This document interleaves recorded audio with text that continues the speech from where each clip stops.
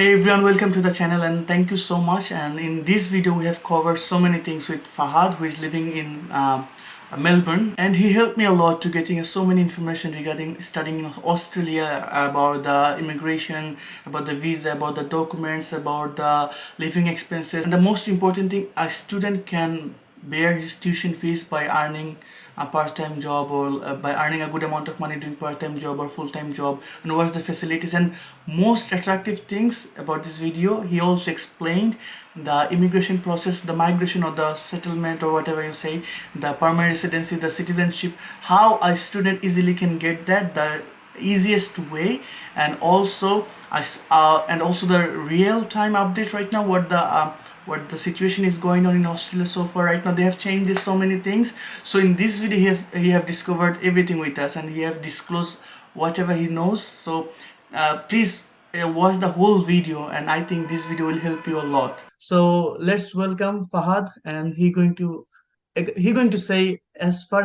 as he knows, but he is not a lawyer, he's not a solicitor, whatever you say, he's not a visa immigration expert. So whatever we're gonna discuss in this video is completely on our opinion. It's not from the legal advice. So let's start the video. So Fahad, how are you, mate? Yeah, I'm good. I'm good. How are you? I'm good so far. So first of all, I really want to know from you, like you already completed your bachelor. So far, he's already completed his bachelor. He been to Australia. Maybe it's almost 3 years right now, isn't it? Yeah, this December is gonna be 4 years. So Okay, it's very good, long time, mate. yeah. So at least he had a very good like now he has a very good like a chunk of information what we really wants to grab from him.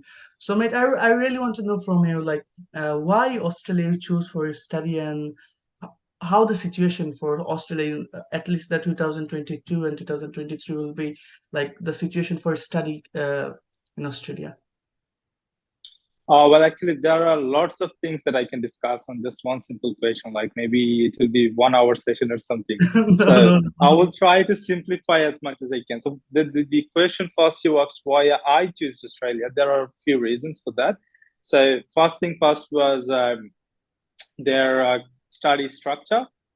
Their courses are like the bachelor courses are 3 years long, and masters is like 1 year long. So compared to other countries like Canada or USA, their course length is like 4 years. Most of them, like for bachelor, 4 years. Masters, I'm not sure, maybe 2 or 3 years. But yeah, it is more long compared to Australia one. So this is one of the reasons that I choose to come Australia. And also, secondly, well, it's a cool place. It's a cool place to come. Like there are tons, like Australia, each state has different things to offer to you, and it's like a giant country.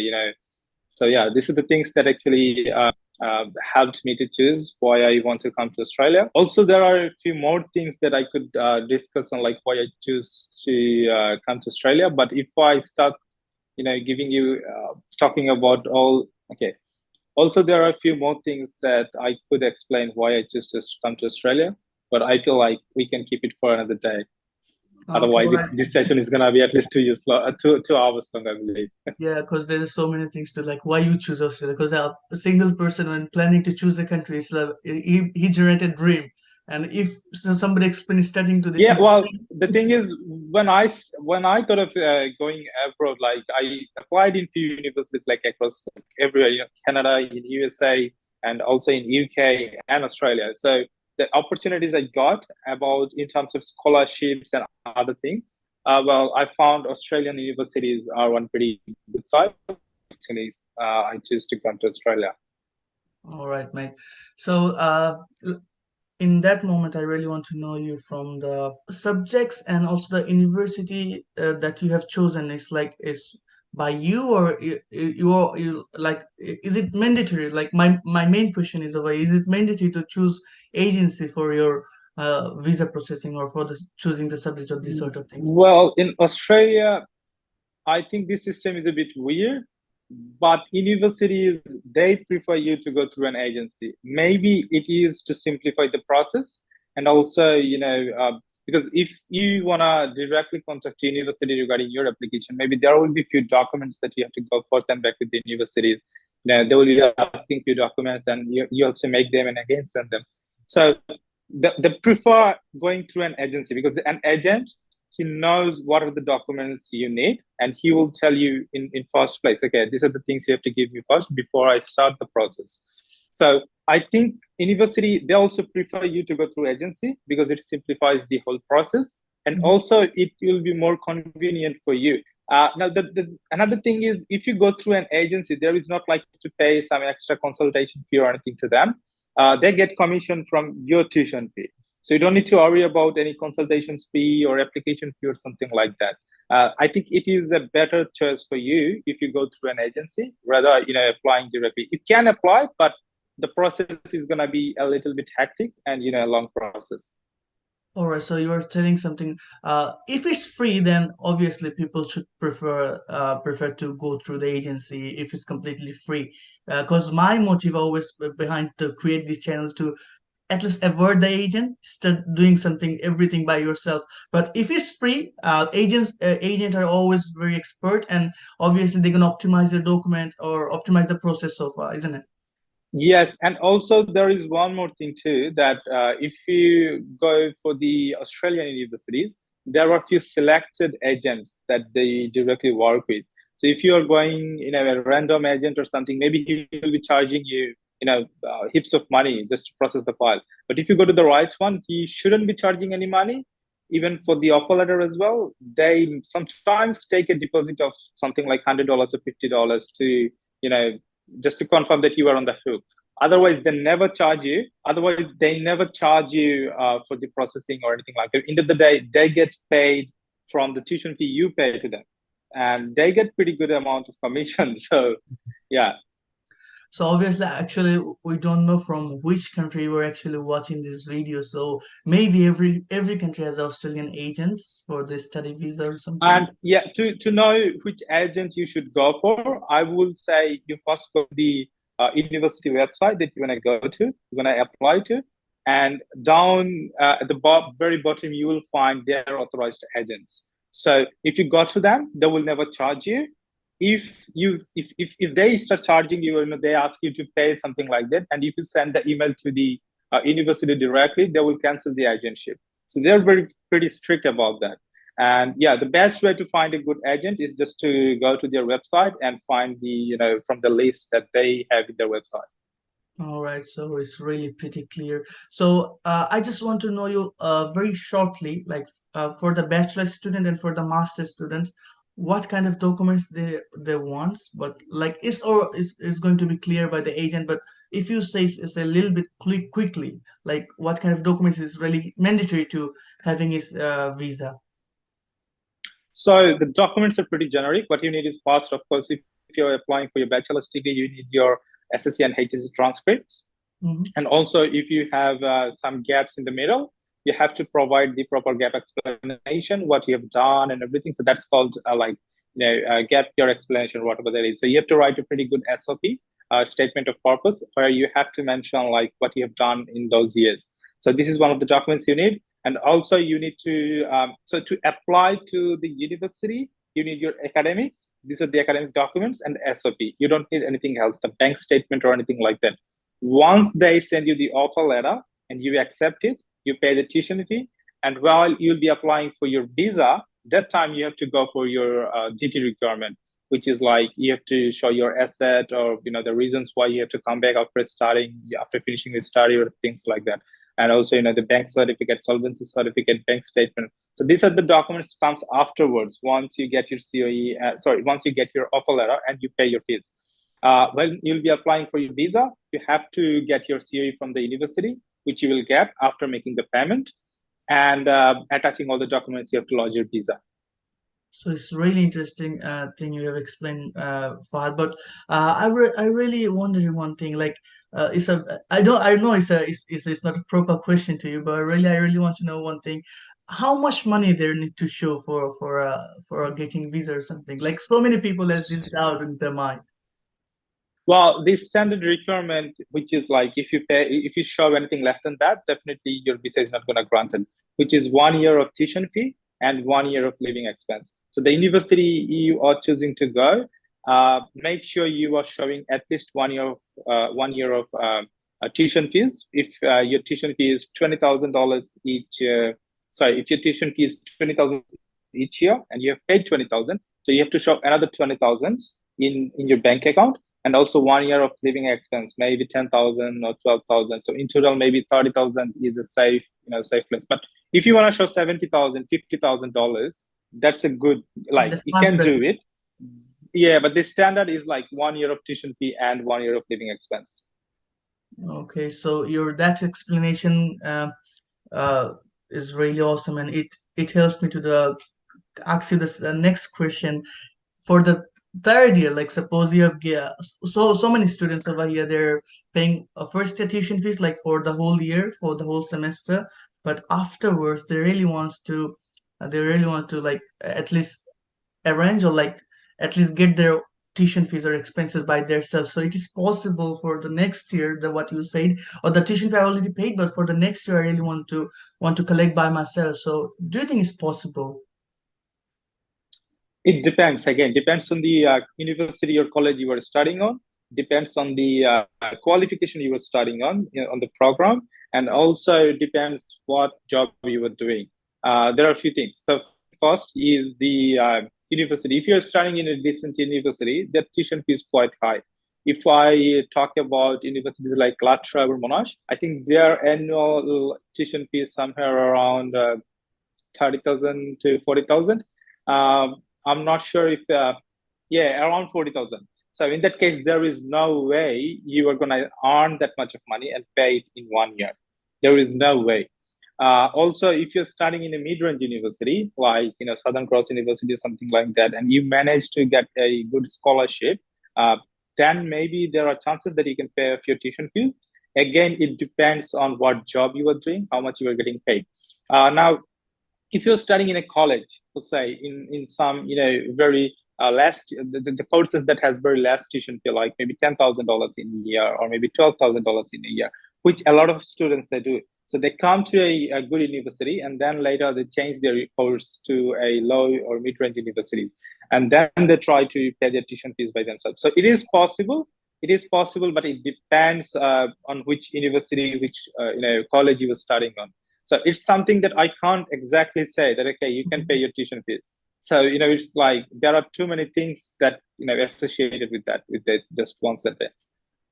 So I think it's possible or impossible is completely upon on you because the way we're treating Yeah. us. And also, exactly, one more thing is like, so right now, if I talk as of today, till June 2023, Australian government allowed all the students, they can work 40 hours full time. They have full time working rights. So if you think like, okay, till June 2023, yeah, you can work full time. Also, maybe you'll be able to pay pretty big amount of your tuition fees or something like that. But you never know what's going to happen after. Maybe they will keep the same rule or maybe they will change it. And Australia is very skeptical about their rules. Like they keep changing them in 6 months, 4 months. So yeah, these are the things that you can't exactly tell, but you have to figure it out while you are here. Once you come here, then yeah, you can figure it out. So like right now you have the permission for working 40 hours in a week, but before the but no, normal thing is like for maybe 20 hours for 20 different. hours, yeah. So Okay. 40 hours per fortnight, which is like 20 hours per week. All right. So now we are coming to the main thing. Maybe there's so many people is waiting for that part, specific this part, like the peer and settlement, like the study and settlement, as we are making the video for the students. So I really want to know you very quickly from Fahad, like where's the peer and the settlement procedure for the student after completing his study, how he can get the settlement or permanent residence or citizenship in Australia. Now, it depends again on the course. So there are a list which is called Sol list that you can find anytime in the website. Like even though it keeps changing, but there are few occupations that they need people every time or every year, like system analyst, software developer, these sort of people, and also maybe nursing. At the moment, nursing is pretty highly demanded occupation. So if you started nursing, yes, you can get PR straight away if you're starting in a regional area. Maybe even if you are living in a metro area, there are huge opportunities for you. But a lot of people, what they do, they come in a very good subject, and then they change it to a diploma level or something like that, which is not even on the PR list. So at the time, yes, they can't get PR. They have to get another course. Maybe if they choose to do trade courses, yes, there are also opportunities. If you want to be a carpenter, yes, if you finish your studies, if you finish your studies and everything, and if you work on the relevant for 2 years, while you'll be on your temporary residence, yes, you can apply for your PR. But this is one of the questions that I can't exactly. Well, there is nothing certain about it. Maybe I know one of my friends. He has finished his course in Victoria, and then he moved to New South Wales because New South Wales are providing pretty good, PR opportunities back then. If you're working in your relevant field for 3 months, you could apply for 190. But when he moved in there after 2 months, they they stopped taking people. They just removed the occupation from the list, and he had to come back to Melbourne again. So it's pretty frustrating, and also you have to be updated with this information all the time. So the best thing would be, while you are coming to Australia, choose a good subject that you are good at, and also it's in the occupation list. All right, but uh, the way we've said is sounds so easy. We're hearing too easy. I don't know where's the actual situation so far. But one more Yeah, thing, yeah. So there are easier ways to get PR. So say if I talk about 491, so if you go to a regional area, you complete your what type of studies, this and thing then you were you saying? work Like there. it's a 491. Sorry to interrupt. It's kind of a rules or This something, article or. No, these are the subclasses. So 500 is the student visa subclass. So when we say you are applying for 500, that means it's a student visa. So when we say 491, this is one of the PR streams. Then 190, this is also one of the other PR streams. So 491, it is a regional visa. You have to go to a regional area and work there for a certain amount of time, maybe 3 to 4 years. After while you are on 491, you will get your permanent residency, which is like you have to stay there for 3 to 5 years, depending on your course. And in the meantime, you will be given your Medicare card and everything. So you will be already a permanent resident, but you have to stay there until you get your full permanent residency. So you have to stay there for at least 3 to 5 years, and then yeah, you get your permanent residency. After 2 years, you can apply for your citizenship. Okay, nice, mate. But as you said, like for me or for the normal people, he's coming to the Australia for a very good subjects, like suppose data analytics. But like for the tuition fees might be so higher over there. So if somebody, Exactly. So yes, if you are choosing those subjects, you have to pay higher tuition fees, which you cannot pay off by just doing 40 hours of work, because those are the subjects that actually require proper studies. And if you spend 40 hours a week working somewhere, there is no way you can study properly and pass the subjects. If you can manage it, you are eligible. And yeah, so, uh, if you are, so for say you have completed your data analyst subject, or you are a professional data analyst. Now if you want to apply for 190 in metro areas like in Melbourne or Sydney, you must have to be working somewhere as a data analyst for at least 1 year. Now getting the job is the hardest part. So if you know what you are doing, if you are pretty good at your occupation, if you can manage a job, then yes, you can directly apply for them. Experience is something that goes very well along with your application. If you have experience, relative experience in the occupational list, you have completed your subject in like a very good subject, yes, there are opportunities that you can get your PR very easily. but Fahad, sorry to interrupt you, mate. But there's a one thing you have already mentioned, like the person, if he completed a very good subject, so there could be a very good chance to get a very good job, what is maybe fulfill his requirement for towards to the citizenship or permanent residency. But the person he already came over here as a good subjects, but because of the higher tuition fee, he quit his study and admitted himself in a like herself in a like culinary courses or something other stuff. As you said, there's some other diploma courses.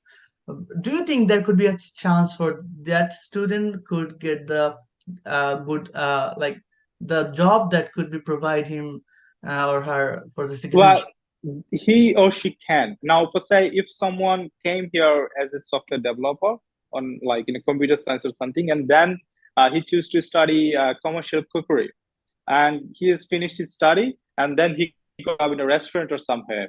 If he is doing it, if he can show that he was a qualified chef for 2 years in that particular restaurant, he can get the PR.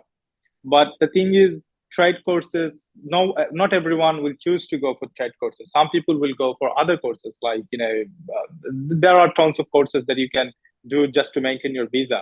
And end of the day, you have paid your tuition fees and everything. You have finished studies, just to know that that one is not in the sole list.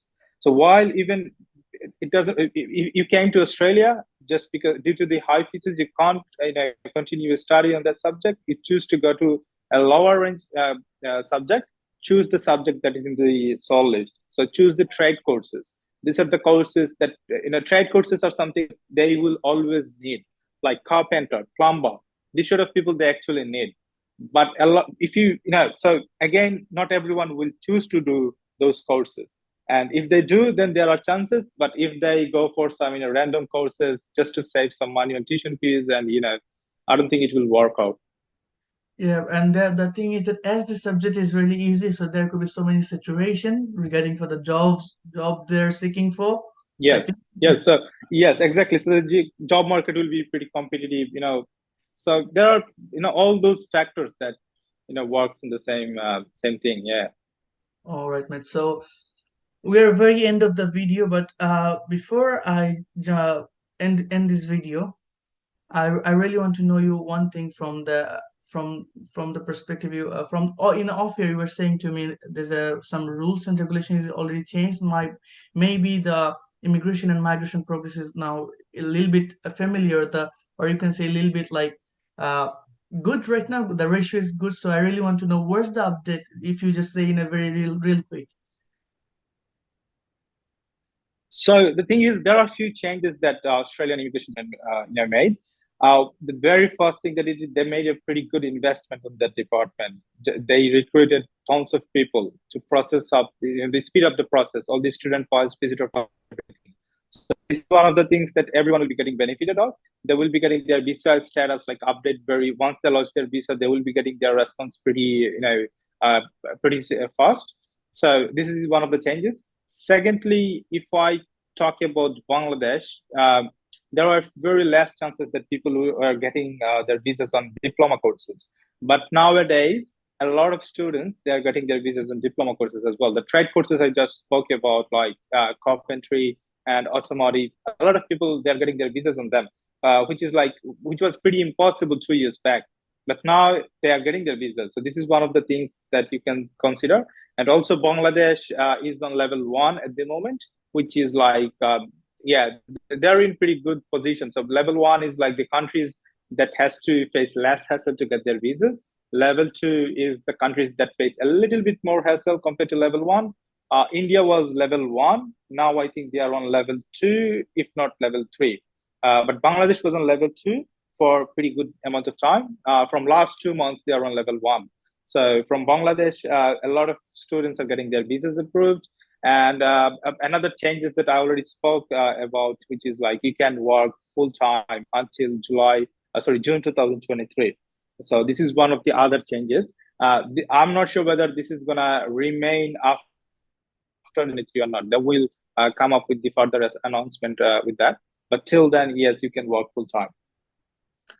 All right, man. So it was a very good conversation with you. So we are really very end of our this video. So I know, guys, there's so many questions to be covered, like uh the student situation or like the environment, how we could you adjust, how the accommodation over there.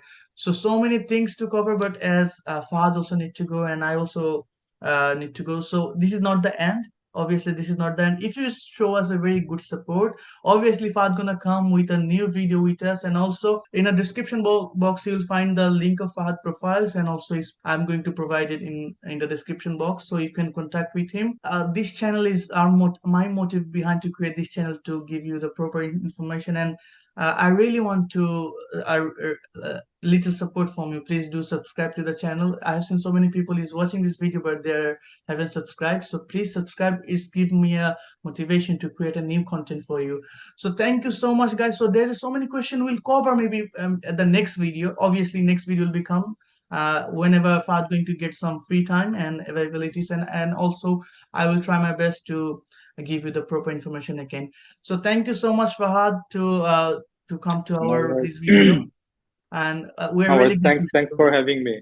Thank you so much, mate. Yeah, it was So a very good discussion, having a very good discussion with you, and I hope people will be getting benefited from this.